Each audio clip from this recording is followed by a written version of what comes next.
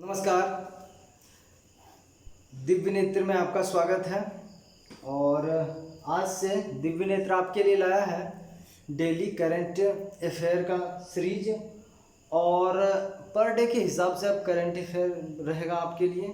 और एक दिन में जितना भी करंट अफेयर इम्पोर्टेंट बनेगा उस बात पे चर्चा करेंगे हम। और चलते हैं, आज देखते हैं, आज से शुरुआत करते हैं। और पहला देखते हैं, कल संडे था तो कुछ संडे का भी करंट अफेयर इसमें इंक्लूड किया गया है, तो इसलिए आज देखते हैं। पहला है, और आप लोग शेयर कीजिएगा, सब्सक्राइब कीजिएगा चीज़ को, ठीक। देखते हैं पहला क्या है। पहला क्या है, परमाणु, क्या है, परमाणु होगा इसका। परमाणु परीक्षण के खिलाफ अंतर्राष्ट्रीय दिवस।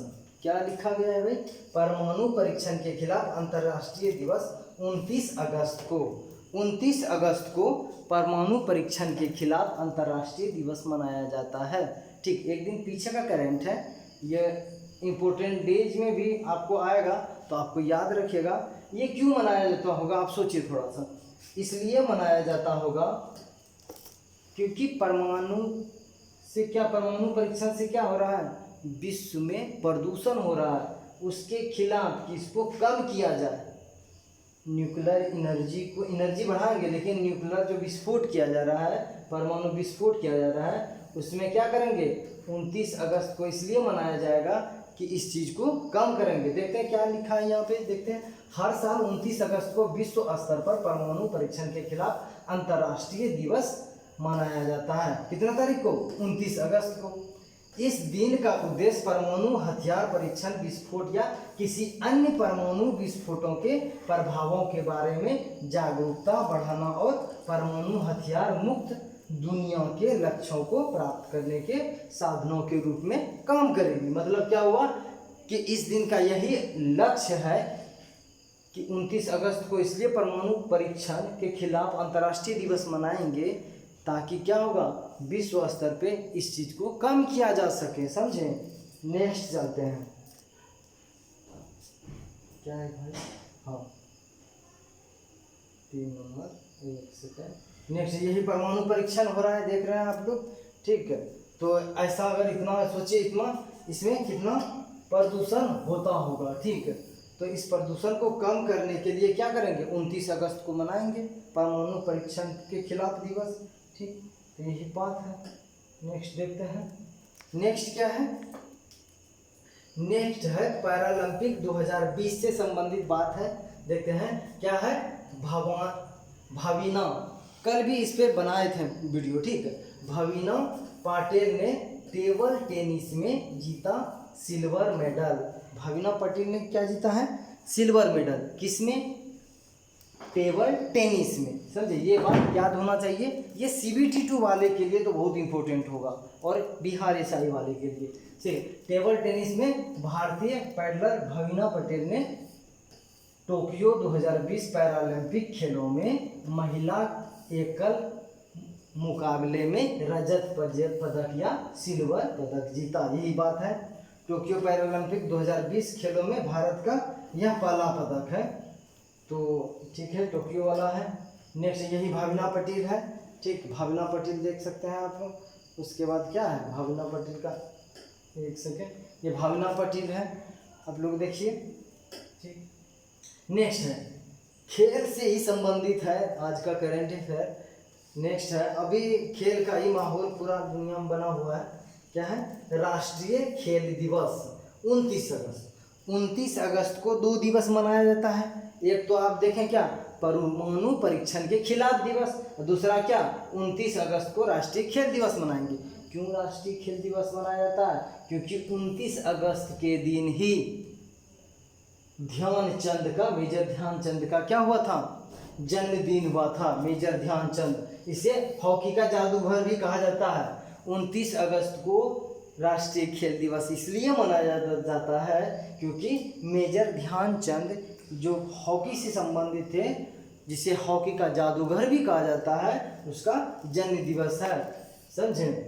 आज के दिन विभिन्न खेल, तो ये 29 अगस्त को जो होगा खेल दिवस, तो इस पर क्या करेंगे, सभी स्कूल में खेल से संबंधित बात किया जाएगा, सबको विद्यार्थी लोग को क्या करवाएगा, खिलाया जाएगा। यही मेजर ध्यानचंद के बारे में देखते हैं दो चार बात। मेजर ध्यानचंद का जन्म 29 अगस्त 1905 को इलाहाबाद में हुआ था। कहाँ पे? इलाहाबाद में हुआ था। उसमें से के महान खिलाड़ी थे। इसके नेतृत्व में 1928 में, 1932, 1936 में क्या जीता गया था? स्वर्ण पदक जीता गया था। स्वर्ण पदक हासिल किया गया था किस क्षेत्र में? हॉकी के क्षेत्र में। इसलिए 29 अगस्त को राष्ट्रीय खेल दिवस के रूप में मनाया जाता है। नेक्स्ट क्या है? महत्वपूर्ण जानकारी देख लेते हैं आज के संदर्भ में। क्या? खेल दिवस से संबंधित, खेल दिवस से नहीं है, ये बात याद होना चाहिए करंट से। हाल ही में प्रधानमंत्री नरेंद्र मोदी ने राजीव गांधी खेल रत्न पुरस्कार का नाम बदलकर मेजर ध्यानचंद खेल रत्न पुरस्कार करने की घोषणा की है। मतलब क्या हुआ? पहले जो राजीव गांधी खेल रत्न पुरस्कार हुआ करता था, अब से क्या होगा? नरेंद्र मोदी ने, भारत के प्रधानमंत्री ने मेजर ध्यानचंद के नाम पे ही उस पुरस्कार का नाम रखने का क्या किया? घोषणा किया, मेजर ध्यानचंद खेल रत्न पुरस्कार। याद होना चाहिए, ये बात तो बहुत इंपॉर्टेंट है। अगर सारे प्रश्नों को VVI में इंक्लूड किया जाए तो ये प्रश्न हमको सबसे ज़्यादा VVI लगा। ठीक है, अभी तक जितना भी बात किए सबसे ज़्यादा VVI ये बात है, आपको याद होना चाहिए। क्या है? यही मेजर ध्यानचंद 29 अगस्त उससे संबंधित बात है। 29 राष्ट्रीय खेल दिवस। ठीक, इसमें कोई बात नहीं। मेजर ध्यानचंद साहब हॉकी खेल रहे हैं, देख रहे हैं आप लोग। ठीक, नेक्स्ट देखते हैं क्या है नेक्स्ट बात। नेक्स्ट है क्या है? अवनी लेखा, क्या है? अवनी लखेरा। ठीक है, क्या है? अवनी लखेरा का शूटिंग में कमाल, मतलब क्या कर रही है? शूटिंग में कमाल कर रही है। कौन? अवनी लखेरा। भारत को दिलाया gold medal. Avani Lekhara shooting में गोल्ड मेडल दिलाया, ये बात है, इंपॉर्टेंट है ये बात। गोल्ड मेडल से तो सारे प्रश्न इंपॉर्टेंट होगा, और इस गेम से भी रजत मिले, गोल्ड मिले या कांस्य मिले, सारा इंपॉर्टेंट होगा। ठीक है, तो इस गेम को तो एकदम नोटिस करके रखिएगा। ठीक है, देखते हैं अवनी लखेरा के बारे में। टोक्यो पैरालंपिक्स में भारत की अवनी लखेरा ने शूटिंग में गोल्ड मेडल जीत लिया है। किसमें? शूटिंग में, बंदूक में।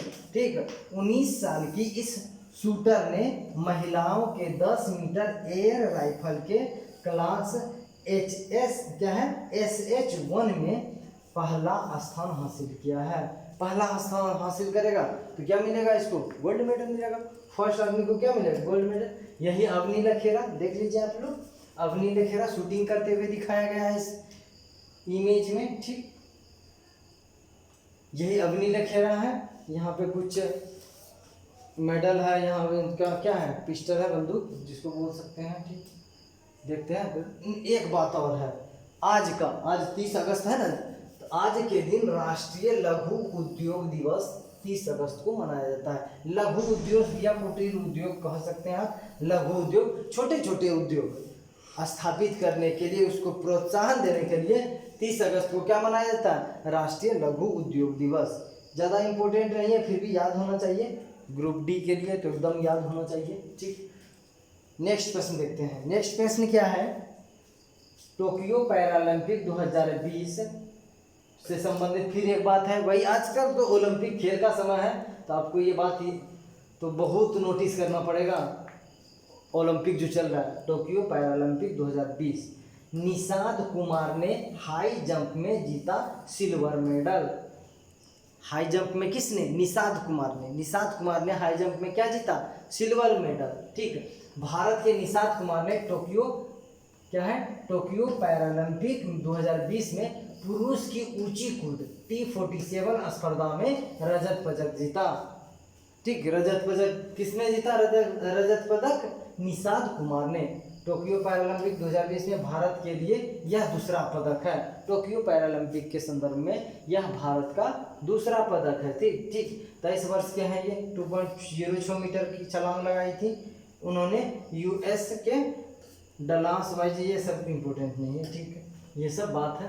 नेक्स्ट क्या है? ये बात इम्पोर्टेंट ग्रुप डी वाले के लिए, रेलवे CBT 2 वाले के लिए ये प्रश्न इम्पोर्टेंट है। क्या हुआ भाई, लगेगा सामान्य सा प्रश्न, लेकिन इम्पोर्टेंट इसका यहाँ हो जाता है, इम्पोर्टेंस ही बढ़ जाएगा, आप समझिएगा चीज़ को।